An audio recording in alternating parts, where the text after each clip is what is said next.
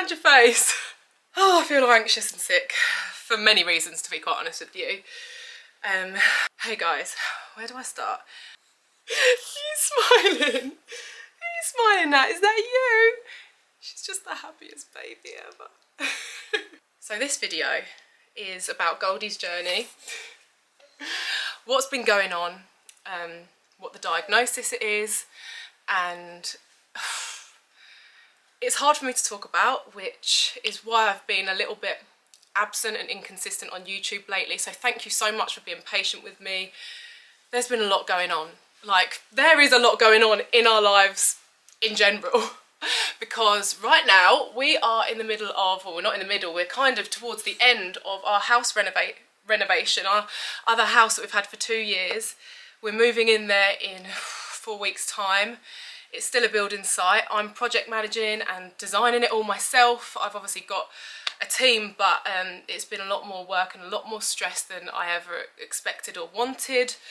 On top of that, I've obviously got a full-time job as an influencer, and I have 2 businesses with my makeup brand, and being a mummy is like the best job, but also a challenge when it comes to juggling everything. My music career, I actually have a single out tomorrow, guys. It's called On Red, and I really hope you love it, because wow, it's a miracle that it's being released amongst the chaos. So yeah, if you want to support, then please do go and pre-save it on Spotify. It would mean the world to me. On top of all of that going on, I've obviously, well, the whole family have been crippled with worry, and just, I felt sick to my stomach.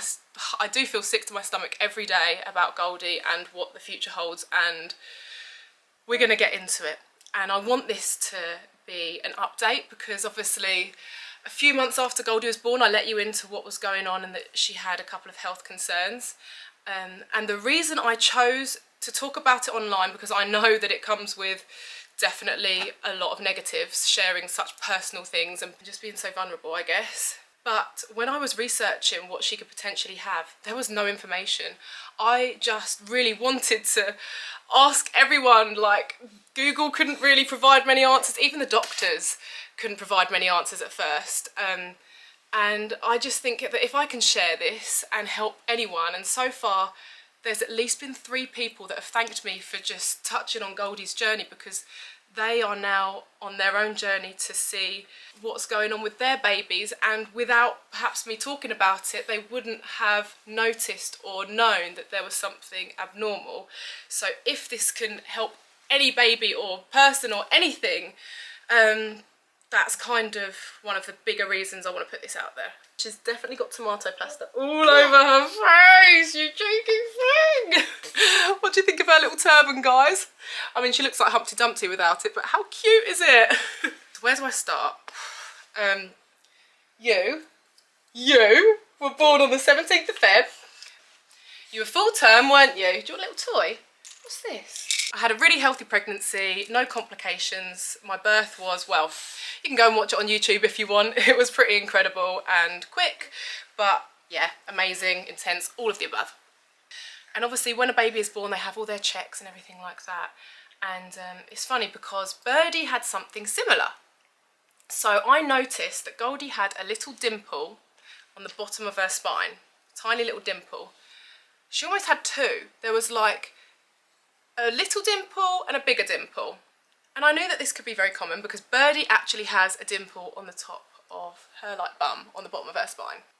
And I questioned it a lot because I was like, what is that? Like, is that normal? And it's just like a tiny little dimple. It's hard to describe really, but just like you have dimples in your cheek, but it's not on the sides of the back. It's like literally in line with the butt crack.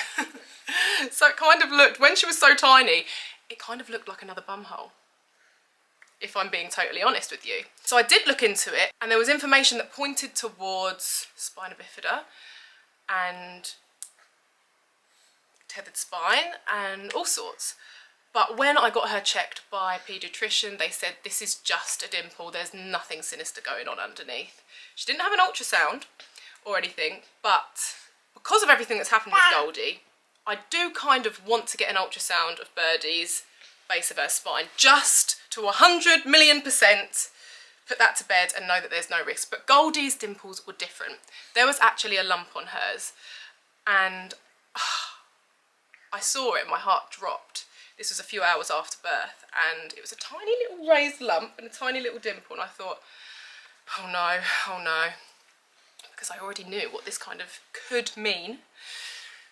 And I flagged it to the baby doctors, and they said, we'll get a junior doctor round to have a look. The junior doctor came round, had a look. Oh, I'll get a senior doctor to come and have a look. And I thought, this isn't good, this is not good. The senior doctor came round. She said it seemed fine. She was like, it seems normal to me. I will get a second opinion though. Another doctor came. They said, this is abnormal, but we don't think you've got anything to worry about, but it's probably best that you have an ultrasound on your baby. So Goldie was referred to get an ultrasound. We were discharged hours later, even though I'd recovered from birth. Well, I hadn't recovered, but I felt well enough to go home, literally hours after birth.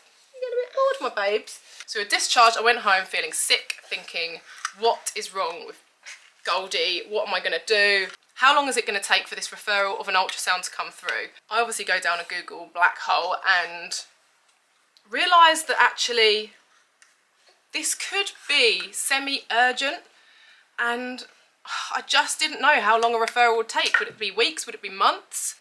I didn't tell anyone about this at first because I didn't want anyone to talk to me about it. It was just me and Buzzy and Google. I didn't even tell my family. So I, after a couple of weeks, said to Buzzy, we need to go private because I've called the NHS. They don't know when the ultrasound is going to come through.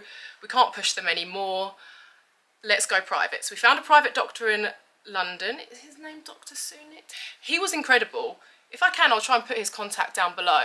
He's actually been a doctor for the royal family before and their children. He's a paediatrician, obviously.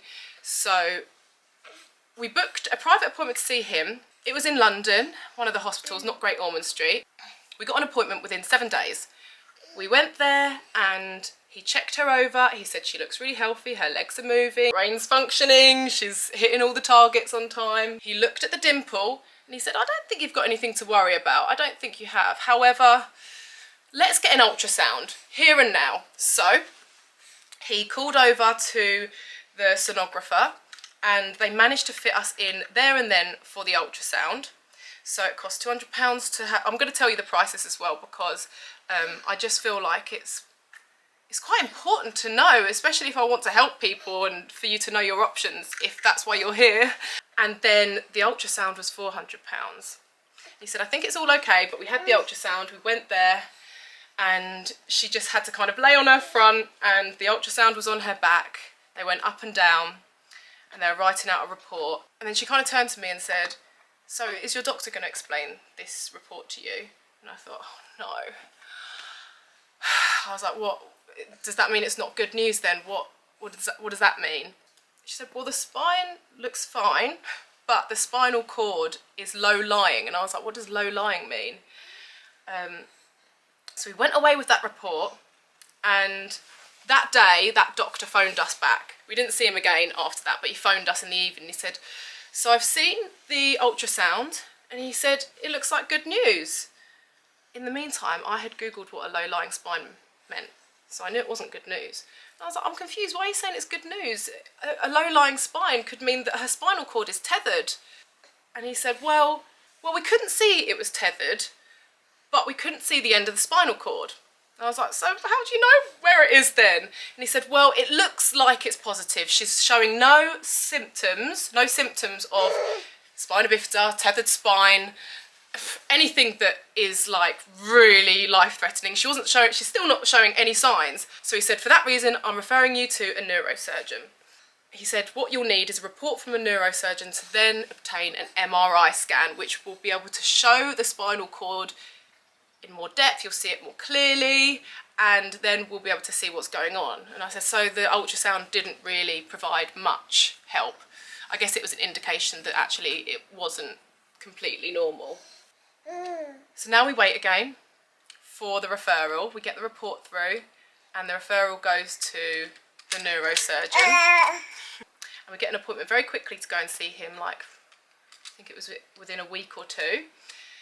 And then what's annoying is I knew that she needed an MRI, but we had to pay to go and see him for him to approve the MRI scan in the first place. So when we saw him, he obviously looked at the dimple again, and he just said he couldn't really comment until he's seen the MRI, because that will give him all of the information he needs. He did say from experience, because he literally only deals with spines, the spinal cord, he's a neurosurgeon, that is what he does all day every day to the most severe cases you've ever seen. So he did have a gut feeling that perhaps the spine was tethered, especially because the ultrasound showed that the spinal cord went lower than what it should have done. He said that we've got time, and he wanted, at this point she was only like 3 or 4 weeks old, he said he wanted to get an MRI scan when she's more like 3 or 4 months. So we were like, okay, that's quite a while to wait. He said, you can do it now if you want, but I'd rather get clearer images when she's bigger. And he said, there's no rush. He said, even if, you know, it is bad news and it's tethered, or we have to do something, we won't operate. We wouldn't operate for a long time anyway, you know, not until she's nearly 1 type thing. So we knew we had time, which meant we went back onto the NHS. We were referred to the NHS again. And I knew that this would take months, because the NHS does take months sometimes. And we just waited and waited and waited for an MRI scan. It took 5, nearly 6 months to get this referral. And what's crazy is we still hadn't even had a referral from, you know, when she was born and they referred her to have just an ultrasound. That still hadn't even come through from the NHS. How mad is that? So an MRI scan wouldn't have happened for a very long time. But anyway, cutting to the chase. The MRI scan came through. She had that at around 6 months. This was about 3 weeks ago now. I was worried. I asked some of you guys on Instagram, how does this work? Because I'm petrified for her to be sedated. Who wouldn't be absolutely beside themselves watching the little baby be put to sleep? Because there are risks, but you know, we need to find out what's going on, don't we? And it's the only way, because they can't get any images if the baby's moving. So she had to be sedated, and this is how that day went. Off we go. You're gonna be a brave girl, are you? Those little monkey toes. You've got your little sister top on, haven't you? Come on then. The taxi. Oh, you're hungry, aren't you? You've got to fast. You're not allowed to have any food from 4 AM to... Oh. Hello, baby. She's normally so happy, like constantly smiling, but the fasting is so far quite challenging, because even last night she had a bad sleep, and she never has a bad sleep, so it's all just going wrong. She's got to fast and not have any bottles of food, whatever, from 4 AM until she obviously goes under for sedation for her MRI scan. And right now it's 7:30, and she would be having a bottle right now. She has one at 4 AM, 7 AM, and then obviously a few throughout the day. Last night she woke up at 2, so we gave her a little bit of a bottle because she wouldn't get back to sleep otherwise. And then she was still asleep at 4, so I had to like dream feed her. And she wouldn't drink as much as she should have done. I was trying to get her to drink lots. Is that you? You weren't drinking lots, were you? But we tried to give you some extra milk, but right now she's just hungry because it's her breakfast time. So I hope that she goes in soon so she can be fed soon. Oh, I'm nervous, guys. I'm nervous.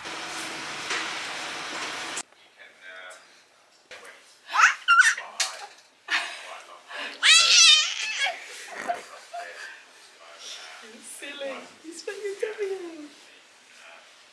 Look at your panda. Got some numbing cream on your little hands. You trying to sit up?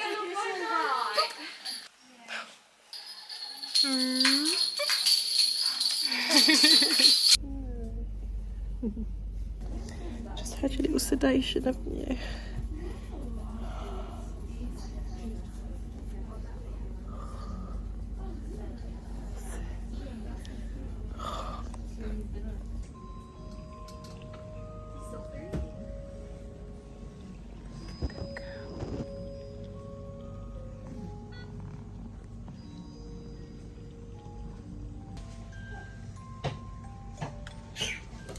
Okay,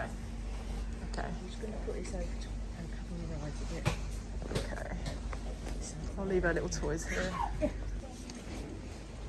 Wait, do I go the other way? No, down here. I come down here.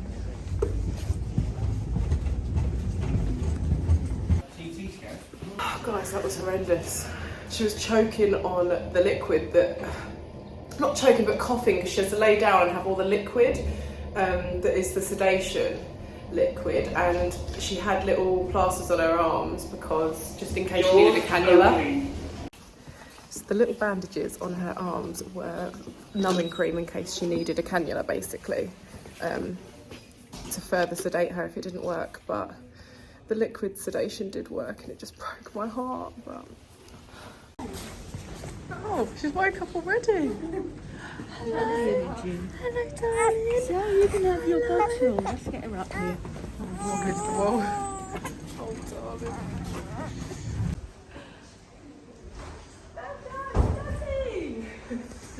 We're out. They got the images. She's a good girl. You're still a bit tired. She was smiling and all sorts. She was so hungry though. Oh my goodness. She downed her bottle, yeah. But they said they got everything they needed and they'll be in touch.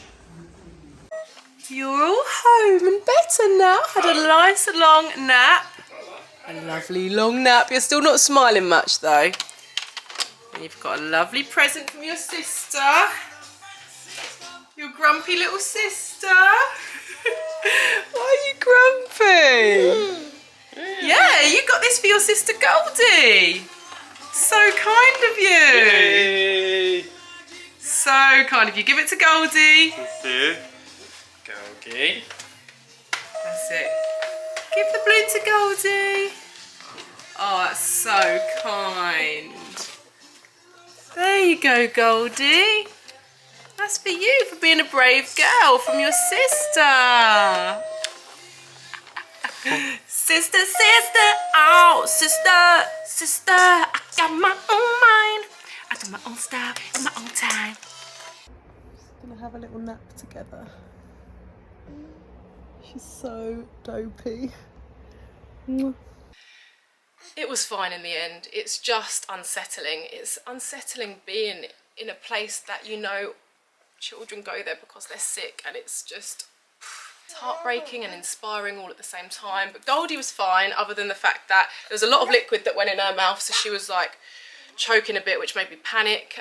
She fell asleep fine and she woke up fine. The whole thing took about 5 hours and then we were out. And then again we're back to waiting. Waiting all the time. So I think we got the results through a couple of weeks after that.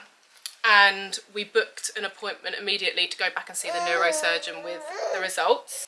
And this appointment with the neurosurgeon at Great Ormond Street Hospital, again that same one, would determine what's going on underneath. He would give us his opinion, the diagnosis, the next steps, and this is how that little day went.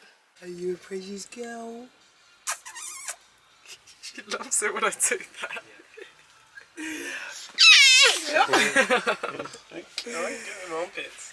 Hey guys, so it's been a couple of weeks since Goldie's little MRI scan, and we now have the appointment today with the neurosurgeon, which is a follow-up from that, to actually see the results, diagnosis, see what's going on under there. So, oh bless her, she looks so cute. So we'll see what he has to say. We've got everything crossed, hoping that it's good news. I have a feeling we're going to be put in a position that we have to, I don't know, basically I think that we're going to be told that she can either live with it and see if any problems occur later on, or we can, you know, intervene now. But I'll let you know that because I'm just like skipping 3 steps ahead right now. We're about to see one of the best neurosurgeons in the country at Great Ormond Street Hospital. Just honestly, it's such a inspiring slash sad slash emotional place to walk around, because the children are literally little heroes, and the doctors, nurses, staff are just the nicest people I have ever come across in my life. So yeah, it's a very weird and unusual place, isn't it? it's unusual. It just feels so wrong, but happy and sad at the same time. Yeah, happy and sad at the same time. But anyway, we're about to go there. You are looking strong and happy. You're gonna show them all? amazing you are. But yeah, so we'll let you know once we get out of that appointment. No, because the taxi driver just literally gifted us our trip and said, you're not coming up here for fun, it's on me. I can't cope, I'm gonna cry. Oh guys, it wasn't the best news, but I'll chat to you guys a bit more about it when we're home. She was such a good little girl. Bless her. So we're back from London. I've actually just been filling in my weekly vlog because I feel like absolute rubbish. I just cut 4 inches off my hair, but you would have seen that already in our little anniversary vlog. I haven't got the energy to kind of talk about everything that happened today, but I will do in the next clip. So bear with me. I just wanted to let you know how we are after getting home. Okay. It's your turn then. Go on then if you want to talk so much. Go on then. Gone all camera shy now, haven't you? But when I have the energy over the next few days, I will fill you guys in once I've processed it and let you guys know exactly how the whole appointment went and the plans and the future and everything going forward. But for now, I'm gonna get some rest and cuddles. It's a few weeks later now, and does that taste nice? You're rubbing my makeup off.